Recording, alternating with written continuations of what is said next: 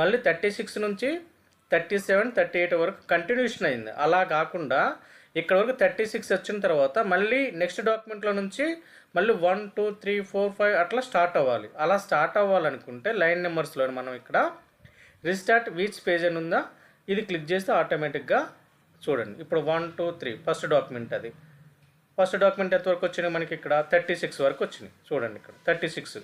Next పేజీకి ఏముంది మళ్ళీ కంటిన్యూషన్గా మళ్ళీ 1, 2, 3, 4, 5 మళ్ళీ 36 మళ్ళీ నెక్స్ట్ అట్లా. అంటే ఒక్కొక్క డాక్యుమెంట్లో నుంచి కూడా మనకి కంటిన్యూషన్గా కాకుండా ఆ డాక్యుమెంట్ నుంచే మళ్ళీ స్టార్ట్ అవ్వడం నెంబర్స్.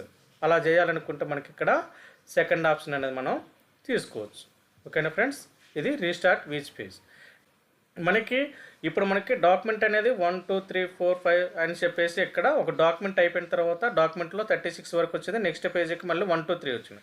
మళ్ళీ అలా కాకుండా కంటిన్యూషన్గా రావాలంటే